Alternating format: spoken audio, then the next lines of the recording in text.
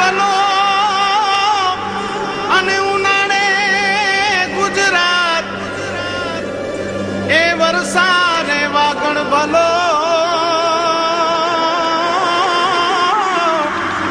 એ પાછો કચ્છનો બારે માસ। નમસ્કાર દર્શક મિત્રો, આશાપુરા ન્યૂઝ ચેનલમાં હું રિંકલ પરમાર આપ સૌનું હાર્દિક સ્વાગત કરું છું। તો જોઈએ આજના સ્થાનિક સમાચાર। સામખિયારીથી ગાંધીધામ 6 લેન રોડના સર્વે માટે દિલ્હીથી નેશનલ હાઈવેની ટીમે કચ્છની મુલાકાત લીધી। નેશનલ હાઈવે ઓથોરિટીની ટીમે કચ્છ જિલ્લાની મુલાકાત લીધી। સામખિયારી ટોલગેટથી ગાંધીધામ સુધી દર 2 કિલોમીટરે પસાર થતી ગાડીઓનું વજન કરાય છે। 6 લેન प्रोजेक्ट માટે સર્વે વર્ક્સ હાથ ધરાયું છે। करा रही है सिंचाई के लिए रोड प्रेशर चेक की जा रही है, इससे कि रोड पे कितना दबाव पड़ रहा है। आपका नाम? मेरा नाम सुनील कुमार, दिल्ली से रोडी सर्वे एंड डाटा सर्विसेज से सब कंसल्टेंट। श्री आई आशापुरा सार्वजनिक ट्रस्ट औद्योग्राम हॉस्पिटल आशापुरा मंदिर भारतनगर गांधीधाम कच्छ मળી શકશે ડોક્ટર દીપક શર્મા MS ઓર્થોપેડિક દર મંગળવારે સાંજે 4 થી 5 કલાકે ગાંધીધામ જૈન સેવા સમિતિના પ્રખ્યાત doctor Bhavin Patel MS orthopaedic દર શુક્રવારે સાંજે 4 થી 5 કલાકે ડોક્ટર સ્વીમ પરમાર આંખના ડોક્ટર દર સોમવારે અને ગુરુવારે સાંજે 3 થી 5 કલાકે તોલાણી આઈ હોસ્પિટલના surgeon doctor Jitendra Zala skin specialist દર બુધવાર અને શુક્રવાર સવારના 9:30 થી 10:30 કલાકે ડોક્ટર રાજેશ ખત્રી કાન નાક ગળાના સર્જન દર ગુરુવારે સાંજે 5 થી 6 કલાકે doctor Shailesh Dungrani MD heart specialist દર શનિવારે સાંજે 4:30 થી 5:30 કલાકે ડોક્ટર સુનીતા રાય ફિઝિશિયન સ્ત્રી રોગના નિષ્ણાંત દરરોજ સવારે 9 થી 1 કલાકે સાંજે 3 થી 8 કલાકે ડોક્ટર અર્ચના મિશ્રા હોમિયોપેથિક દર સોમવાર 9 થી 1 કલાકે doctor Randhir Paswan physiotherapy centre દરરોજ સાંજે 4 થી 6:30 કલાકે। વરસાદની ઋતુ આવે ત્યારે સરકારી કર્મચારીઓના કામના ખુલાસા થાય છે। જેબી લાઇટનો થાંભલો નમતો જોવા મળે છે ત્યારે ગાંધીધામમાં બસ સ્ટેશનની સામે આવેલા ટ્રાન્સપોર્ટની બિલ્ડિંગમાં થાંભલાના વાયર જોડાતા કરંટ પસાર થાય છે। તો આ થાંભલાના વાયરનો ભોગ કોઈ વ્યક્તિ બનશે તો તેની જવાબદારી કોની રહેશે? વરસાદની ઋતુ આવે ત્યારે બધા સરકારી કર્મચારીઓના કરેલા કામના ખુલાસા થાય છે ત્યારે એક એવો ખુલાસો થયો છે કે જીબીના લાઇટના થાંભલાના વાયર ખુલ્લા જોવા મળે છે। લાઇટના થાંભલા નમતા જોવા મળે છે ત્યારે ગાંધીધામમાં બસ સ્ટેશનની સામે આવેલ ટ્રાન્સપોર્ટની બિલ્ડિંગમાં થાંભલાના વાયર જોડાતા દિવાલોમાં કરંટ પસાર થાય છે। ટ્રાન્સપોર્ટરના માણસો દિવાલો પર બેસતા હોય છે। જો ક્યારે આ લાઇટના થાંભલાનો ભોગ કોઈ વ્યક્તિ બનશે તો આનું જવાબદાર કોણ રહેશે? જીબીમાં અવારનવાર જાણ કરવા છતાં પણ કોઈ નિવારણ નથી આવતું તો શું કરે છે જીબીના અધિકારીઓ? આખું વર્ષ પોતાના ચેમ્બર કે ઘરમાં બેસવા કરતા જે કામ માટે કે જે પોસ્ટ પર છે તેની કામગીરી બજાવે તો સારું, નહીતર જનતા અવારનવાર આવા લાઇટના થાંભલાનો ભોગ બનતી રહેશે તો આના જવાબદાર કોણ બનશે? जनता उठतो आवाज। दर्शकों, बारिश का मौसम तो आ ही चुका है, लेकिन साथ ही साथ बारिश के मौसम में जो समस्या आ रही है, आइए जानते हैं जनता से अब किस किस प्रकार की समस्या उन्हें सहनी पड़ रही है बारिश के कारण। क्या समस्या आ रही है इस वायर में? ये पुल रुक जाने से ये तार इधर दीवार में टच हो रहा है। इधर ड्राइवर लोग बैठते हैं, हमारा ऑफिस है, इसमें किसी को करंट लगे कब आएगा? जीबी वाले को सुबह से फोन कर रहे, कोई आता नहीं। जीबी वाले अब तक आ नहीं रहे। कंप्लेन लिखवाई है? एक ही बार कंप्लेन लिखवाई है? मैंने 2 बार लिखवाई, ये एक बार हमने 3 बार कंप्लेन आ चुकी है। 3 बार कंप्लेन करने के बावजूद भी जीबी वाले अब तक इस एरिया पे हाजिर नहीं है। आखिर कब आएंगे वो? जब किसी की जान चली जाएगी या जब किसी को नुकसान होगे? इसका जवाब क्या देगी जीबी वाले? क्या कहेंगे जीबी के हेड? जनता के उठते प्रश्न। दवा वगर रोग भगाड़ो। कोईपण प्रकारना दुखावा तथा रोगનું સચોટ નિદાન 1 મિનિટમાં। ડોક્ટર જગદીશભાઈ ઠક્કર, મોબાઈલ નંબર 9825254598, ગાંધીધામ।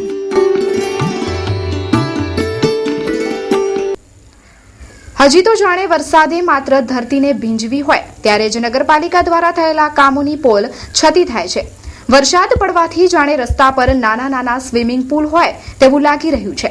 માત્ર ચેમ્બર્સમાં બેસીને એસીની હવા ખાવાથી ને મોટી મોટી વાતો કરવાથી સમસ્યાનો નિકાલ નહીં આવે તો શું નગરપાલિકા રસ્તા સુધારવાની કામગીરી કરશે ખરી? હજી તો વરસાદે ધરતી ભીની કરી છે ત્યાં ગાંધીધામમાં નગરપાલિકાએ કરેલા કામ નજરે ચડતા જોવા મળે છે. તારીખ 3/6/2015 રોજ બપોરના સમયે ગાંધીધામમાં વરસાદ પડ્યો હતો ત્યારે ભારતનગર, સુંદરપુરી, ચાવલા ચોક જેવા વિસ્તારોમાં રસ્તા પર પાણી ભરાઈ ગયું હતું. દૂર સુધી નજર મારતા રસ્તામાં પાણી જ જોવા મળ્યું હતું. જાણે રસ્તા નહીં પણ નાના સ્વિમિંગ પુલ હોય એવું લાગી રહ્યું હતું. તો આખું વર્ષ શું કરે છે નગરપાલિકાના અધિકારીઓ? ફક્ત એસીવાળા ચેમ્બરમાં બેસી રહેવાથી કંઈ જ નથી થવાનું. સાહેબ, જરા બહાર નજર તો મારો. જનતાને કેટલી તકલીફ થાય છે. ખાલી મોટી મોટી વાતો કરવાથી આવી સમસ્યાનો નિકાલ નહીં આવે. કામ કરાવો તો જ સમસ્યાનો હલ આવશે. जनता नो उठतो आवाज। दर्शकों, अब तक तो आधा इंच बारिश भी नहीं हुई है, फिर भी गांधीधाम शहर का ये हाल। क्या कर रही है अब तक नगर पालिका? जनता को इतनी समस्याएं हो रही है, हर बार गटर, नाले, इन सब की समस्याएं कॉमन है नगर पालिका के पास, फिर भी आज तक उनका निवारण नहीं आया। तो प्रमुख श्री और नगर पालिका के अन्य लोग क्या कर रहे हैं इस बात का? आइए जनता से बात करते हैं कि उन्हें किस किस प्रकार की समस्याएं हर बार सहनी पड़ती है। आपका नाम? जय कुमार। क्या होता है हर बार बारिश के मौसम में यही हाल होता है, पानी भर जाता है? अभी तो बारिश स्टार्ट भी नहीं हुई है, हाफ इंच भी नहीं हुई है। अभी देखो यहाँ पे क्या हाल लगा पड़ा है।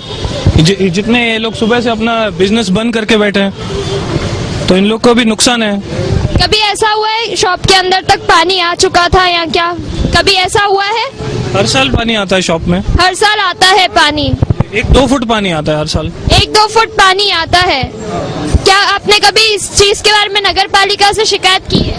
शिकायत तो बहुत कर चुके हैं, 20 साल से शिकायत कर रहे हैं। पेरेंट्स भी करते थे, अभी हम भी करते हैं, पर लेकिन उसका कोई निकाल नहीं किया अभी तक। ज्यादा पानी इकट्ठा होता है, आने जाने में, दुकान में आने जाने में, बाहर आने में बहुत तकलीफ पड़ती है।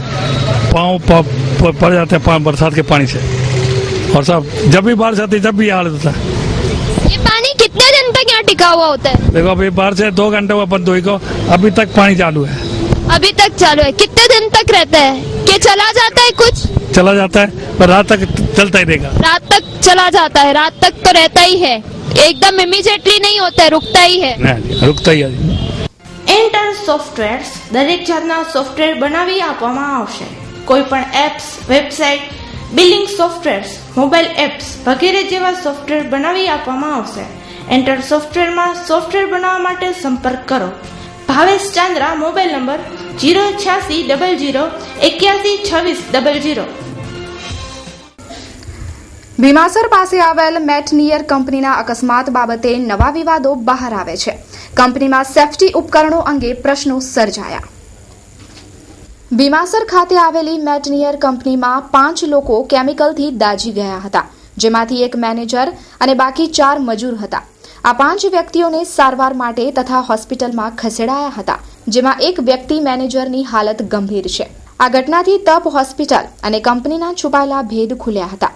આવી ઘટના બનતા પોલીસને જાણ કરવી જરૂરી છે એ ડોક્ટરની ફરજ બને છે, પરંતુ સમગ્ર હકીકત એ હતી કે આ બનાવ બપોરે 5 વાગે બન્યો હતો ને માણસોને સારવાર માટે તપ હોસ્પિટલ લઈ ગયા. એક વ્યક્તિને સ્ટર્લિંગ હોસ્પિટલમાં શિફ્ટ કરાયો. સ્ટર્લિંગના ડોક્ટરોએ 8:15 પોલીસને જાણ કરી, પછી દર્દીની સારવાર કરી, પણ ડોક્ટર બળવંત ગઢવી રાતના 10 વાગે પોલીસને જાણ કરી. તો આનો મતલબ શું સમજવું? ડોક્ટર બળવંત ગઢવી સાહેબ અને હોસ્પિટલ અને કંપનીની એવી ઈચ્છા હતી કે ભીનું સૂકું કરીને વાતને દબાવી નાખીએ. સૂત્રો અનુસાર મળતી માહિતી મુજબ તપ હોસ્પિટલના માલિક ડોક્ટર બળવંત ગઢવીએ આવી અનેક કંપની સાથે કોન્ટ્રાક્ટ કરેલ છે. તો આ અંગે વધુ અહેવાલ બહાર પડશે. જોતા રહો મા આશાપુરા ન્યૂઝ. આદિપુર ગાંધીધામના બ્રહ્મ સમાજ તરફથી આવેદનપત્ર આપવામાં આવ્યું અને બ્રહ્મ સમાજની ટીકા અંગે રોષ વ્યક્ત કરાયો. તારીખ 24/5/2015 રોજ આદિપુર લેવાડા મહાજનવાડીમાં બામસેન સંસ્થા દ્વારા બ્રાહ્મણ વિરુદ્ધ આવેદનપત્ર આપવામાં આવ્યું હતું. બ્રાહ્મણ ખોટી વિધિ કરાવે છે, બ્રાહ્મણ માણસોને ગેરમાર્ગે લઈ જાય છે, બ્રાહ્મણ ઠગાઈ કરે છે તથા ખરાબ શબ્દોથી બ્રાહ્મણ વિરુદ્ધ આવેદનપત્ર આપવામાં આવ્યું હતું. આ બામસેન સંસ્થાએ આપેલ આવેદનપત્ર સામે બ્રહ્મ સમાજ દ્વારા તારીખ 4/5/2015 રોજ આદિપુર ગાંધીધામ બ્રહ્મ સમાજના સદસ્યો દ્વારા આદિપુર અંજારમાં આવેદનપત્ર આપવામાં આવ્યું. આવેદનપત્રમાં સરકાર સામે માંગ કરવામાં આવી હતી કે બ્રાહ્મણ કોઈ ગેરમાર્ગે લઈ જતા નથી. બ્રાહ્મણોએ સદાય દેશના કલ્યાણ માટે સારા કાર્ય કર્યા છે. તો બામસેન સંસ્થા દ્વારા આપેલ આવેદનપત્રનો વિરોધ કરાયો હતો અને માત્ર આદિપુર જ નહીં પણ ભુજ, નખત્રાણા, માંડવી વગેરે જેવા અનેક ગામોમાં આવેદનપત્ર આપવામાં આવ્યું હતું. આદિપુર મધ્યે તારીખ 24/5 બામસેફની લોહાણા માજનવાડી ખાતે મિટિંગ ભરાઈ હતી, જેની અંદર હિન્દુત્વ અને બ્રાહ્મણો વિરુદ્ધ સખત ખરાબ ભાષામાં નિવેદનો આપવામાં આવ્યા હતા. હિન્દુત્વનું એ લોકોએ પ્રતિષ્ઠા દાવ પર મૂકી આપી છે. બ્રાહ્મણો વિધિ ખોટી કરાવે છે એવું પણ એમને નિવેદન આપ્યું હતું. બ્રાહ્મણો તો હિમાલયની ગિરિમાળા સમાન છે.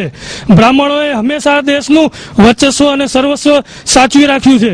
બ્રાહ્મણોએ ક્યારે આ દેશનું હિત કર્યું નથી. જો બામસેફ જેવી સંસ્થા આવા નિવેદનો આપતી હોય તો સખત અમે એને કડક ભાષામાં વખોડી કાઢીએ છીએ અને ભવિષ્યમાં પણ જો આવી કોઈ મિટિંગો એમના દ્વારા કરવામાં આવશે તો તેમનો પણ સખત વિરોધ કરવામાં આવશે. બામસેફ દ્વારા બ્રહ્મ સમાજ અને પરશુરામ ભગવાન ની વિરોધમાં જે આ નિવેદનો કરેલા છે એનો સમસ્ત બ્રહ્મ સમાજ સખત વિરોધ કરે છે અને આવી સંસ્થા સામે તાત્કાલિક પ્રતિબંધ મૂકવાની આમાં આ સ્થળેથી માંગણી કરીએ છીએ અને જુદા જુદા સ્થળે અને સરકારમાં એ બાબતે બ્રહ્મ સમાજ રજૂઆત કરવા કટિબદ્ધ છે અને આ સંસ્થા ઉપર તાત્કાલિક પ્રતિબંધ મુકાય એવી અમારી માંગણી છે. તરફથી બ્રાહ્મણો પરશુરામ વેદ શાસ્ત્રો માટે બહુ ખરાબ બોલવા આવ્યો છે. એને વિરુદ્ધ અમે સમસ્ત બ્રહ્મ સમાજ તરફથી પેલા 4 દી પહેલા ભાઈઓ કલેક્ટર પાસે ભુજે ગયા હતા, ત્યાંથી અનુમતિ લઈ આવ્યા. આજે અમે બધા અહીંયા આવ્યા છે.